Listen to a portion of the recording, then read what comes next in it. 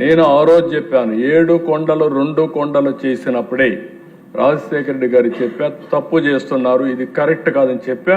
ఇది అబద్ధం. ఇప్పుడు నిజం మాట్లాడుకుందామా? 1870లో తిరుమల మొత్తం పరిధిని 27.5 స్క్వేర్ కిలోమీటర్లుగా గుర్తించింది అప్పటి బ్రిటిష్ ప్రభుత్వం.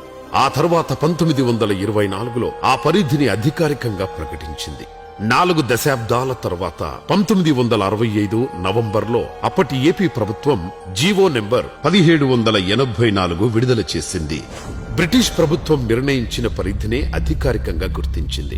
ఆ తర్వాత 1986లో అప్పటి ఎన్టీఆర్ ప్రభుత్వం చెల్లాకొండయ్య కమిషన్ నియమించింది.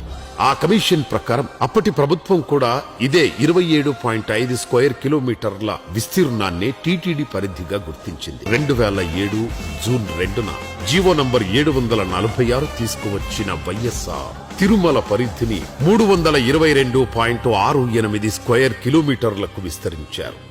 7 కొండలను టీటీడీ పరిధిలో చేర్చారు. స్వామివారికి వైఎస్ఆర్ చేసింది ఇది. మళ్ళీ 2 ఏళ్లు పోరాడితే 7 కొండలు కాదు 7 కొండలే ఉన్నాయని చెప్పి పరిస్థితికి వచ్చారు. ఇది అబద్ధం. ఇప్పుడు నిజం మాట్లాడుకుందామా? 746-47 జీవోలు 2 వచ్చాయి. ఈ 2 జీవోలు అడ్డం పెట్టుకుని అధికారులు, పోలీసులు క్రిస్టియన్స్ యొక్క ఫాదర్స్ పైన, రెవరెన్స్ పైన, పాస్టర్స్ పైన ఎక్కడికక్కడ దాడులు చేస్తున్నారు. తెలుగుదేశం పార్టీ దీనికి వ్యతిరేకంగా ఉంటాం. రేపు అధికారంకి వస్తానే ఈ 2 జీవోలు కూడా తీసేస్తామని చెప్పి కూడా నేను మీ అందరికి హామీ ఇస్తున్నాను. ఇప్పుడు ఎక్కడ కొట్టాలరా నిన్ను?